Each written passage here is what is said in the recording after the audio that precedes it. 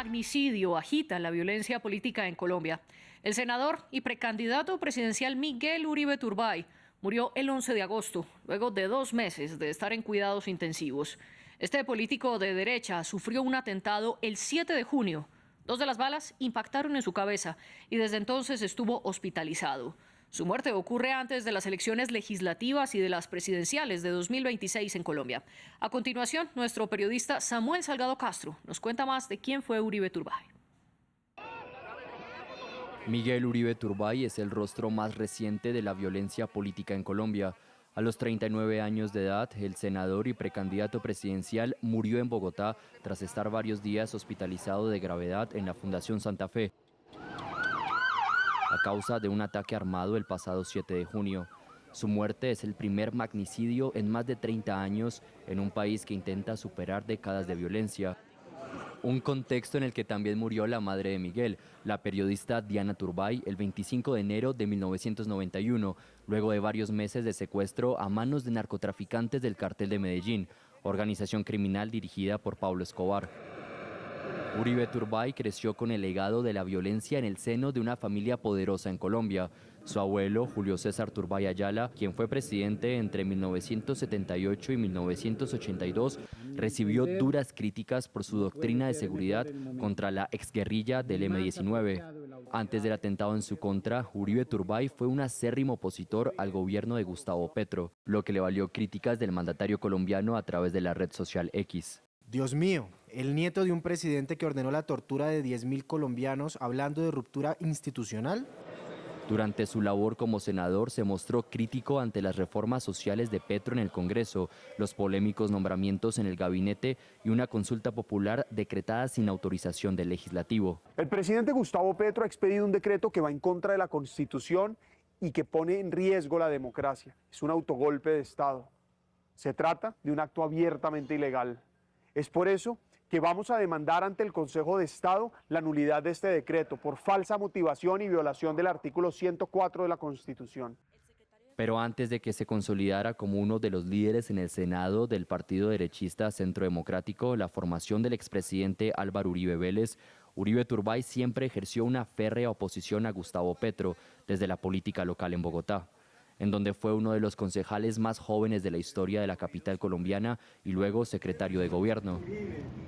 Sin embargo, el caso Miguel Uribe Turbay ha hecho que seguidores y adversarios se expresen enfáticamente para que este no sea el inicio de un nuevo capítulo de la violencia política en el país sudamericano.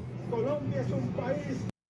El magnicidio de Miguel Uribe Turbay puede reconfigurar la campaña electoral en Colombia. Lo discutimos en el debate de hoy en France 24. Yo soy María Clara Calle y le doy la bienvenida a nuestros 2 invitados del día. Se trata de Max Yuri Gil Ramírez, director del Instituto de Estudios Políticos de la Universidad de Antioquia.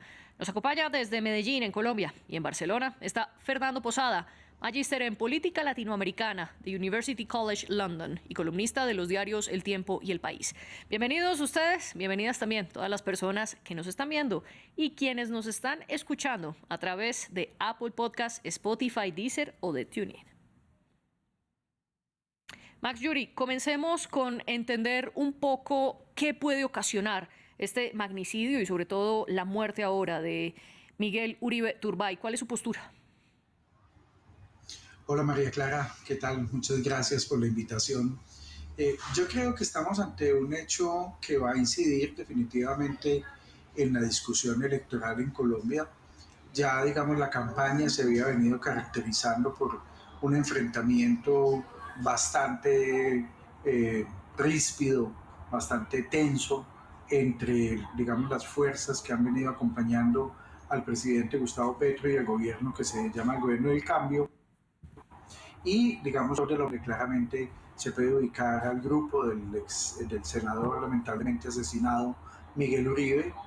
Y creo que esto pues le añade a la campaña, junto con la condena reciente del expresidente Álvaro Uribe, una digamos, distorsión en el sentido en que vamos a tener una narrativa por parte de la oposición que en Colombia hay una dictadura, que en Colombia hay un gobierno autoritario, que el presidente Petro es responsable de haber encarcelado al expresidente Uribe, de haber matado a Miguel Uribe, mientras que digamos, el reto para el gobierno y los sectores que han estado cercanos al gobierno del presidente Petro es mantener una propuesta de cambio y profundización de la agenda social.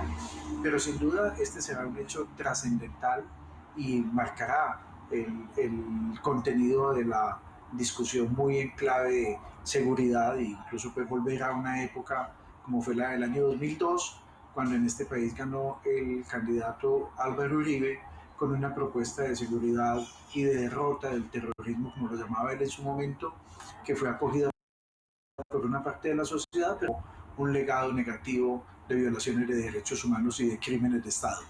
Usted explicaba que la campaña política en Colombia ya estaba bastante tensa. Fernando Posada, ¿usted cree que luego de la muerte de Miguel Uribe Turbay se pone aún más tensa esta campaña? María Clara, pues es que de alguna manera las últimas campañas a la presidencia de Colombia se han dado en un contexto en que por lo menos los candidatos han tenido la posibilidad de participar activamente en el intercambio de las ideas, en el intercambio de los discursos, con la garantía de que su vida va a estar protegida. Pero cuando retrocedemos a una campaña electoral como la que tuvimos para el año 90, de la cual antes y después de la campaña 4 de los candidatos, o de los que serían los candidatos, fueron asesinados, pues volvemos un poco como a esa realidad donde ya, digamos que la estabilidad misma de la democracia, de los derechos de los contendores, pues está en permanente riesgo. Y ese es un retroceso muy grande que estamos viviendo en este momento en Colombia. Un retroceso en materia de derechos, un retroceso además muy importante en materia de derechos de la oposición. Hay que recordar que Miguel Uribe Turbay, en un primer lugar, era el senador más visible de la oposición al gobierno Petro, que era el senador más votado de Colombia para el periodo 2022-2026 y que de los candidatos o precandidatos que todavía no habían recibido el aval, a diferencia de los 3 o 4 punteros en las encuestas que ya tienen aval o que ya llevan mucho tiempo haciendo campaña, de los precandidatos que aún no tenían el aval de sus partidos, Miguel iba de primero. De modo que era un candidato que requería muchas más condiciones de protección, que era muy representativo de la derecha colombiana, de muchos sectores de la política colombiana, y que aún así fue desprotegido por el gobierno, tanto en las más de 20 oportunidades que solicitó protección, como también a propósito, digamos, a partir de los pronunciamientos del presidente Petro. Así que esto nos devuelve a pensar ya no solamente la preocupación en términos de democracia es por la discusión de las ideas, sino un paso más atrás. Nos toca devolvernos un paso a lo que era Colombia hace varias décadas, y es una discusión donde el futuro de la democracia ya no solamente depende de un intercambio de ideas, sino de una manera más difícil es de las condiciones democráticas de los contendores. Hagamos una comparación, como usted lo propone, Fernando, con 1990, porque fue en ese año la última vez que en Colombia habían asesinado a un precandidato presidencial. En ese caso se trató de Carlos Pizarro León Gómez, que fue el último de una larga fila después de los asesinatos y los magnicidios de Luis Carlos Galán y Bernardo Jaramillo Osa, los 3 precandidatos precisamente o candidatos para la presidencia en Colombia en 1990. Ahora, Max, se está repitiendo un poco la historia. ¿Se puede hablar de una repetición con este magnicidio de Miguel Uribe? Y sobre todo, preguntarle su postura sobre lo que dice Fernando, que hay un retroceso en los derechos políticos, sobre todo de la oposición en Colombia. Max Yuri, no lo estamos escuchando. No sé si desactivó su micrófono. Ahora sí, disculpa. No, que quería varias consideraciones. La primera, no, yo creo que hay que condenar con toda claridad y contundencia el asesinato de Miguel Uribe. Creo que hay que exigirle a las autoridades respuestas sobre la protección y la investigación de los determinadores de lo que pasó, no solamente de los autores materiales, una parte de los cuales han sido capturados, sino también de los determinadores. Pero yo creo que habría que introducir 2 matices con respecto a la comparación con los años 90. Yo creo que estamos muy lejos en términos cuantitativos y cualitativos de lo que pasaba en los años 90. Lo que pasaba en los años 90 estábamos en el auge de una de las oleadas paramilitares de acción en Colombia. Luego la segunda mitad de los 90 se parecerá un poco a eso, pero estábamos en un auge paramilitar bastante contundente que cobró la vida de Luis Carlos Galán, de Bernardo Jaramillo Osa y de Carlos Pizarro. Antes habían matado al otro candidato de la Unión Patriótica, Jaime Pardo Leal. Entonces creo que hay que guardar las proporciones de lo que estamos diciendo para no incurrir en una inexactitud. Pero la segunda también es que muchos dicen volvió la violencia política a Colombia, pero lamentablemente la violencia política en los últimos años se ha mantenido. Lo que pasa es que, claro, cuando asesinan a una figura prominente, un senador de un partido de derecha, esto adquiere un cariz frente a los medios de comunicación y la opinión pública, pero más de 3.000 líderes sociales han sido asesinados, líderes sociales y políticos, en los últimos 9 años después de la firma del acuerdo de paz. Cerca de 500 excombatientes de las FARC participando en procesos de reintegración también han sido asesinados. Entonces creo que en aras también al reconocimiento de la equidad en la dignidad humana hay que preocuparnos por todas esas manifestaciones. Y la segunda consideración que quería hacer es, yo tengo muchas dudas de que haya un descenso de las garantías para la oposición en Colombia en el actual gobierno. O sea, el actual gobierno ha enfrentado retórica, discursivamente a la oposición ha hecho lo mismo. Muchos de los argumentos de la oposición están basados en mentiras, en noticias falsas. Por ejemplo, lo que dijo el ex canciller Leiva, que tantos sectores de la oposición acogieron y que después se ha demostrado de que no es cierto. Muchos de los argumentos de la oposición están concentrados en atacar personalmente al presidente Petro por sus prácticas, por sus comportamientos, sin ir al fondo de una discusión política. Pero una cosa, con excepción de lo de Miguel Uribe, en la cual no hay ninguna indicación que sugiera que el Estado colombiano o el gobierno colombiano está detrás del crimen, pero con excepción de lo que le ha pasado a Miguel Uribe, ninguno de los políticos de la oposición en Colombia ha sufrido arrestos, las manifestaciones de la oposición no han sido reprimidas, aquí no se ha desaparecido opositores políticos, como sí ocurrió en los gobiernos de Uribe, incluso en el gobierno de Santos y en el gobierno de Duque.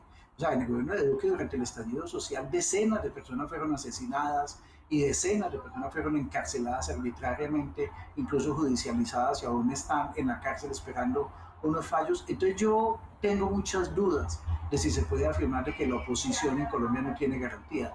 Yo sé que eso sirve para asociar la suerte del Centro Democrático, el partido de extrema derecha, con la democracia un poco que se pretende presentar, pero tengo muchas dudas de que eso sea posible de interpretar de manera rigurosa así. Aquí hay un actor fundamental que ustedes mencionan, el Centro Democrático, que es el partido de derecha en Colombia liderado por el expresidente Álvaro Uribe, quien recientemente fue condenado a 12 años de prisión, que por ahora en primera instancia que está el juicio pagará desde su casa. Quiero preguntarle, Fernando, algo sobre lo que opina Max Yuri. Él dice que no hay un retroceso en los derechos políticos de la oposición y que obviamente exceptuando el asesinato de Miguel Uribe no se puede hablar de eso. Muy brevemente, ¿qué responde usted?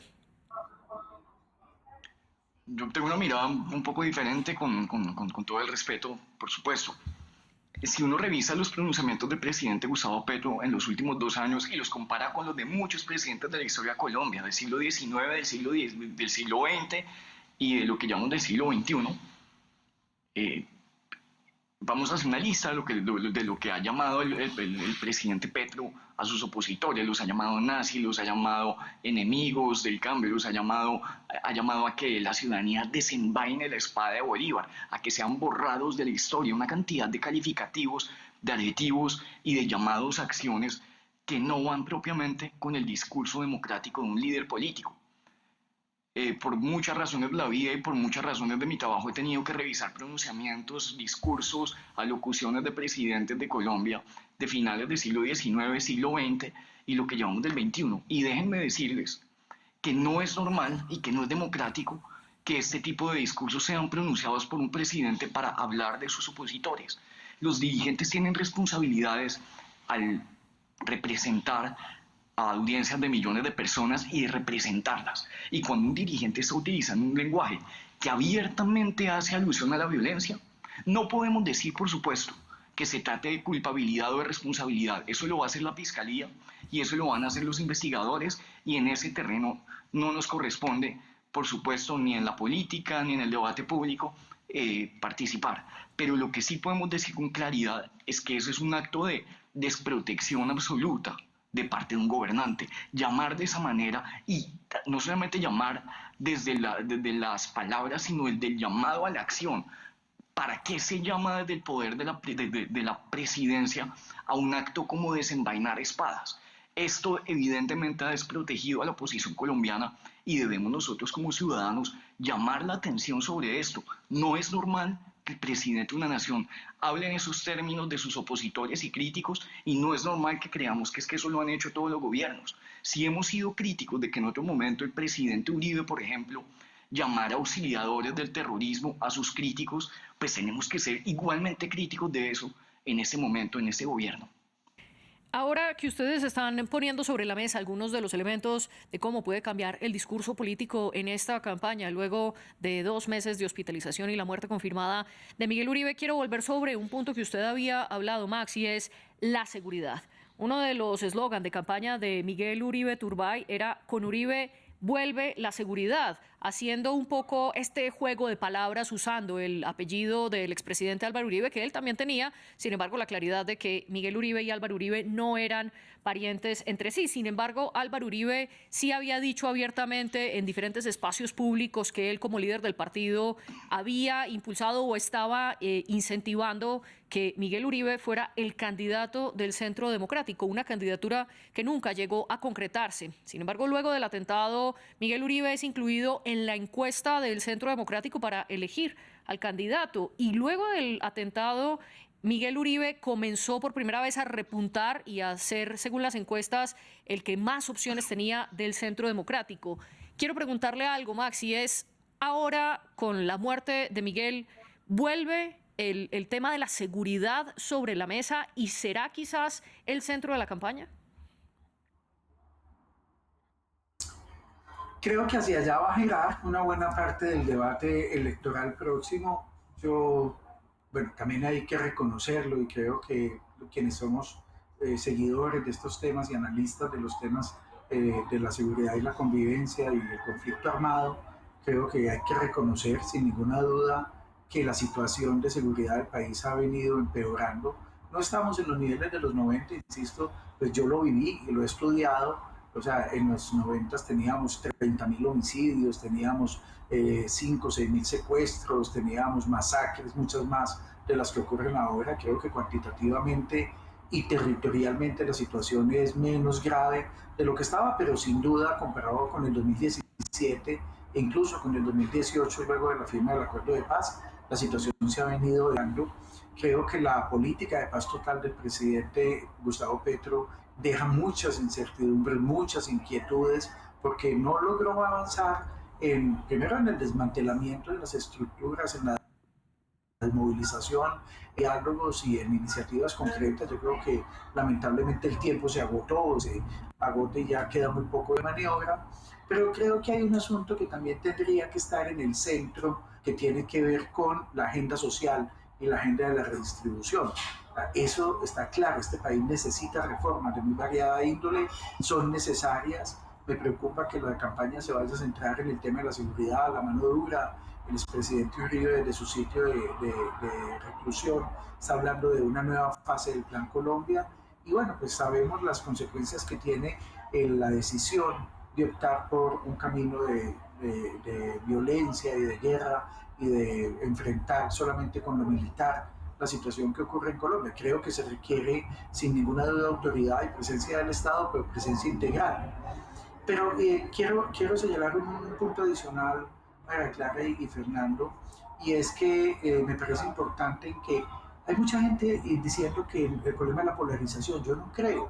Yo creo que el debate político reconoce la diferencia, reconoce la importancia de que haya propuestas distintas, diferentes de modelos de sociedad, pero creo que lo que sí necesitamos es un pacto claro en el cual saquemos la política de la campaña electoral. Creo que necesitamos una campaña electoral rica en argumentos y en debate, pero con cero tolerancia a los lenguajes y a las prácticas y las legitimaciones del uso de la violencia. Si no, podemos tener una campaña al Congreso primero en marzo y a la presidencia en mayo, y si hay segunda vuelta en junio, definitivamente muy complicada y que deje un impacto negativo en los derechos humanos del país.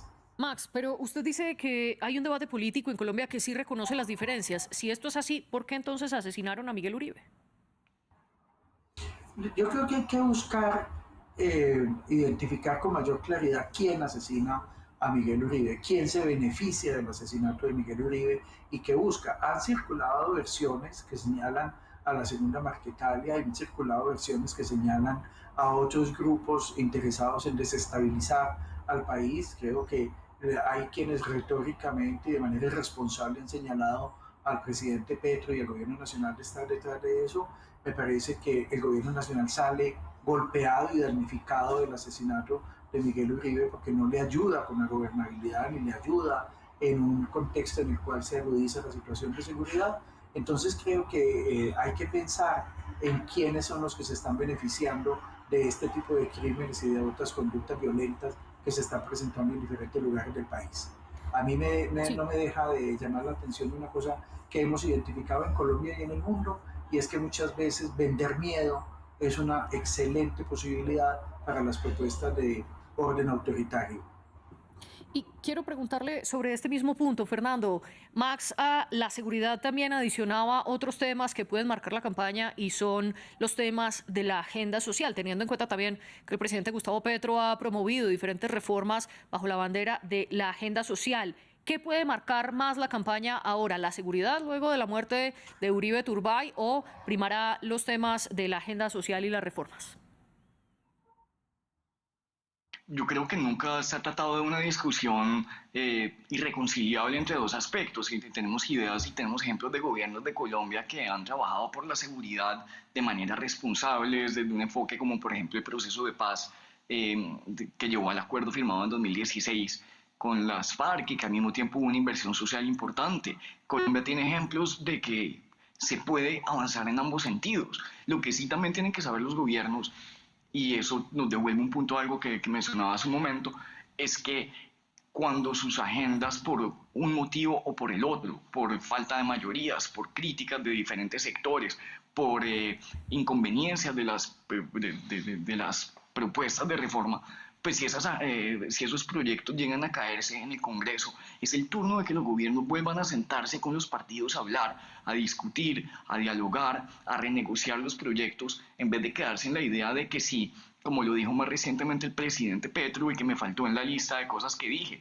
que Colombia se hundirá en la guerra, lo dijo en la locución de instalación del Congreso, que si no le aprobaban la ley de financiamiento, básicamente Colombia se iba a ir a la violencia, como lo dijo y se puede revisar en ese discurso que él dio. Los gobernantes tienen que entender que si su política no es aprobada por un Congreso o por una Corte, eso no puede equivaler entonces a llevar a una ruptura institucional con todos sus contrapesos constitucionales de las demás ramas del poder público, que aquí tiene que haber, y que el espíritu de la democracia es precisamente ser capaz de sentarse con quienes le han rechazado y le han criticado procesos, le han criticado propuestas, no desde un micrófono atacarlos y llamar a desenvainar espadas, y creo que ese es el principal problema que tiene Colombia en este momento y que será un asunto de la mayor discusión para la campaña que ya empezó de la peor manera imaginable,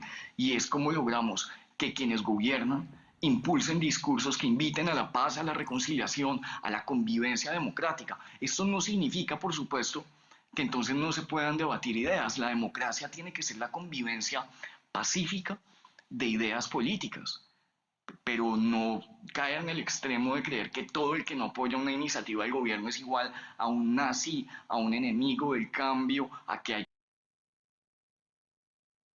Sí, Fernando, tuvimos problemas con su conexión un segundo, pero alcanzamos a escuchar su opinión. Quiero contrapreguntarle algo. Usted habla de los ataques discursivos emitidos por el presidente Gustavo Petro. Al respecto, quiero retomar una frase que dice Max Yuri, vender miedo. ¿Estaban vendiendo miedo para desestabilizar al gobierno de izquierda de Colombia? No puedo opinar de eso porque de verdad que eso le corresponde a las autoridades judiciales. María, yo lo que sí quiero decir en este momento es que hay que respetar mucho esas investigaciones y ni de parte del gobierno, por ejemplo, que diferentes fuentes del gobierno han salido a decir que tienen el ministro del Interior, que entonces él tiene una hipótesis, o en la locución de casi una hora que el presidente dio en la noche del atentado, que él tiene una hipótesis. Esto se trata de que las hipótesis vengan de quienes han investigado los temas y yo sí pues prefiero no entrar en ese terreno. Lo que sí puedo decir en ese sentido es que es el momento en que un gobierno debe sentarse a ofrecer de la manera más democrática que todos los dirigentes opositores de cara a la campaña tengan garantías democráticas en materia de protección, por ejemplo. Ya empieza a saberse quiénes son los candidatos de los partidos. No es posible que los candidatos presidenciales que van a competir en las urnas para dirigir a Colombia sigan teniendo los mismos esquemas de seguridad que tenían siendo senadores de Colombia. No puede ser que tengamos precandidatos presidenciales que están viajando por el país entero pidiendo que les den algo de protección a ver si no enfrentan ningún tipo de riesgo. Aquí es donde el gobierno debería estar un paso adelante ofreciendo las garantías que son necesarias en la democracia. Max, al respecto quiero preguntarle, ¿están faltando garantías de seguridad para los candidatos y los precandidatos presidenciales en el país? Yo creo que ese es un tema que definitivamente requiere un refuerzo. Yo considero que el hecho de lo que ocurrió con Miguel Uribe pone en alto riesgo a otras candidaturas, a otras personas, y una obligación, sin ninguna duda, para el Estado colombiano es que tiene que haber garantías, tiene que proteger a todos los candidatos y candidatas independientemente de su partido, de su ideología, porque las épocas en las cuales solamente una parte del espectro político podía hacer campaña mientras el resto era asesinado o intimidado no pueden volver a ocurrir en Colombia, eso no puede volver a pasar, y coincido en la necesidad de que haya el más absoluto las más absolutas garantías de protección para todas las personas que están participando en la campaña electoral en Colombia en cualquier lugar del territorio nacional. Y usted, Max, había mencionado anteriormente el caso del expresidente Álvaro Uribe y su condena. Esta decisión judicial de primera instancia, Fernando, sumada a la muerte de Miguel Uribe, ¿podría impulsar la campaña electoral de la derecha? Pues en ese momento la derecha colombiana queda en un panorama muy complicado de manejar, del que iremos sabiendo en los días que vienen, porque su candidato con más opciones a la presidencia de la República fue asesinado en la plaza pública dando un discurso como precandidato a la presidencia de la República, lo que es un fracaso enorme para el Estado colombiano y para sus garantías de seguridad para todos los candidatos. Ahora pues la derecha colombiana tendrá que tomar una decisión muy difícil de tomar, muy dolorosa de tomar, y que ningún partido tendría por qué tener que estar en ese escenario de tomar la decisión de con quién va a reemplazar a su candidato y con quién va a seguir una serie de propuestas o cambiar de agenda, dado el escenario tan antidemocrático en que su candidato es asesinado. Con un par de elementos que me gustaría poder mencionar en ese momento con respecto a la pregunta anterior. Miguel Uribe Turbay en más de 20 oportunidades en los últimos año y medio pidió al gobierno nacional, a la Unidad Nacional de Protección, que aumentara un poco su esquema de seguridad, y las personas cercanas a él manifestaron que Miguel Uribe Turbay había hablado de que le preocupaba que su seguridad no había aumentado y que mientras tanto le estaba yendo a eventos con cada vez más participantes, viajando cada vez más a territorios, y que la protección no había aumentado. Y es un momento en que tenemos que recordar que el gobierno tiene un deber muy importante, no solamente con sus amigos, no solamente con sus cercanos políticamente, sino con todos los que están concursando en democracia, de garantizarles sus derechos políticos, su derecho a desplazarse, su derecho a reunirse, a hacer eventos, sin que la vida esté en riesgo. Y mientras el gobierno no esté garantizando esto, mientras tengamos casos donde un candidato tenga que pedirle más de 20 veces al gobierno que le aumenten un poco su protección para poder participar democráticamente, entonces no hay un cumplimiento de esos derechos democráticos y estamos avanzando hacia unas elecciones donde por primera vez en más de 30 años vuelven a pasar cosas. Estoy de acuerdo con lo que decía hace un momento Max, no se había acabado la violencia política en Colombia, no, la violencia política existía todavía en Colombia. En 2002 tuvimos una candidata a la presidencia de la República que estuvo secuestrada mientras era candidata presidencial. Hemos tenido este año, con el caso de Miguel Uribe Turbay, Miguel es el número 97 de líderes sociales en ser asesinados en lo que llevamos del año 2025. No es el regreso de la violencia que estaba en ceros, pero por supuesto que sí es un gravísimo precedente tener un precandidato presidencial en la plaza pública asesinado en medio de un discurso político. Eso no pasaba en Colombia hace muchos años y no podemos permitir que vuelva a pasar y tenemos que tomar todas las decisiones como nación, a nivel administrativo, a nivel ejecutivo, a nivel judicial, para garantizar, primero que todo, la justicia en el caso de Miguel Uribe Turbay, de llegar a los autores intelectuales del asesinato, pero además de todo, de que todos los demás candidatos que están en este momento participando en democracia sepan que van a poder contar con garantías como las que no pudo contar Miguel. Aquí quiero contextualizar una frase que usted da, Fernando, al decir que Miguel Uribe era el candidato más opcionado del Centro Democrático. Antes del atentado, antes del 7 de junio, Miguel Uribe en las encuestas no aparecía como uno de los candidatos con más opción de ser elegido presidente, rondaba cerca del 5%, el porcentaje variaba según la firma encuestadora. Esto aumentó después del atentado y se convirtió después del atentado en el candidato con más opción de voto, según la encuesta Guarumo Ecoanalítica de principios de julio, un mes después de ocurrido el atentado. Max, quiero preguntarle sobre algo que también le estaba preguntando a Fernando, y es el caso de Álvaro Uribe, su condena y el asesinato de Miguel Uribe, ¿puede potenciar a la derecha o por el contrario la debilita? Yo creo que va a haber sin ninguna duda un impacto de estos dos hechos. Yo lo decía al comienzo, creo que la narrativa que va a tratar de impulsar el Centro Democrático es que son unos perseguidos por el gobierno, ¿cierto? Y eso digamos, desconoce que, por ejemplo, el proceso de Álvaro Uribe empezó hace más de 10 años, tuvo 3 presidentes distintos, en Colombia hay independencia judicial, no hay ninguna relación entre el presidente Petro y la jueza, ni la fiscalía en la toma de decisiones con respecto al juicio de Álvaro Uribe. Sin embargo, tanto su familia como algunos de sus seguidores y algunos de sus apoyos internacionales de la extrema derecha de Estados Unidos han venido impulsando esa idea de que Álvaro Uribe es un preso político del gobierno de Petro. Y lo mismo con respecto al caso de Miguel Uribe, sin ninguna duda el gobierno nacional falló en la protección, pero no puede eso equivaler a que haya sido el determinador o que sea quien ordenó el asesinato del senador Uribe Turbay. Creo que la derecha va a tratar de jugar esa narrativa de la victimización. Creo que por eso otros sectores, y me parece que uno de los grandes damnificados de este tipo de conductas es el centro, porque esto polariza una buena parte del debate y alindera una buena parte de las fuerzas políticas del país a favor y en contra.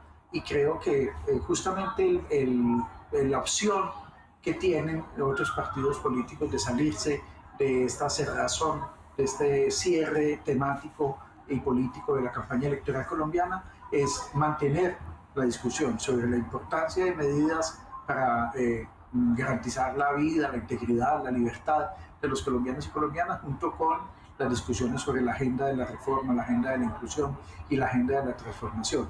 Creo que esa será una tensión también que observaremos en las próximas semanas y en los próximos meses, y es quienes quieren mantener el debate en términos de hay un atentado democrático contra la oposición versus quienes tratarán de poner una agenda más diversa reconociendo la gravedad de los hechos. Y para concluir, les voy a pedir a los dos en una sola frase, ¿cómo explicarían ustedes que la muerte de Miguel Uribe impacta en la campaña electoral en Colombia? Max, comienzo con usted. Yo creo que lo que pasó demuestra la necesidad de un pacto político nacional en Colombia que excluya la legitimación del uso de la violencia del debate político. Y Fernando, ¿cómo cree usted que la muerte de Miguel Uribe puede impactar las elecciones? Yo le digo una cosa antes a Max, ese pacto ya existe en Colombia y se ha vuelto a suscribir muchas veces en elecciones, y ese pacto se llama la Constitución de 1991, que es una constitución que claramente establece cómo son las reglas de la competencia y cómo tiene que funcionar la democracia a nivel de todos los actores. Y tristemente Colombia ha caído en una dinámica donde la violencia verbal se ha venido normalizando, se ha venido aceptando, y con una muy grave digamos, situación, y es que el gobierno se ha sumado a todos los actores que vociferan y que atacan y que lanzan toda clase de insultos y de ataques y de llamados a la acción que en nada contribuyen a hacer pacífico el debate público. Si algo necesita en este momento Colombia, en este momento tan difícil y tan crucial en el que todos tenemos que reflexionar, es bajarle al lenguaje del ataque y de la violencia y Fernando, subirle al lenguaje de lo que es la proposición democrática. Y en 5 segundos, ¿cómo puede impactar la muerte de Miguel Uribe en las campañas? Fernando. Pues tenemos un candidato menos en una elección donde debería haber llegado Miguel hasta el tarjetón, y no vamos a tener un candidato en el tarjetón, y eso es un drama y eso es una tragedia para una nación como Colombia. Max Yuri Gil y Fernando Posada. Va a hacer falta ese candidato. Entiendo la idea. Max Yuri Gil y Fernando Posada, gracias por participar en el debate de France 24. La jefe de edición fue Laura Garzón y la jefe de invitados Tania Herrera. Ustedes sigan con nosotros.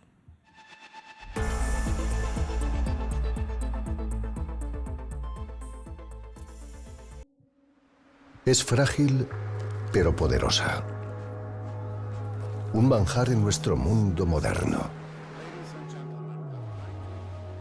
Ganarla requiere honestidad, compromiso y una exigencia de independencia. Se nutre del debate, la discusión y el intercambio de ideas. El poder y la manipulación no la intimidan. Es enemiga de opresores y dictadores. Es piedra angular esencial de la democracia. Ya sea en francés, español, inglés, árabe o cualquier otro idioma, su valor es el mismo. Es vital para todos en cada rincón del mundo.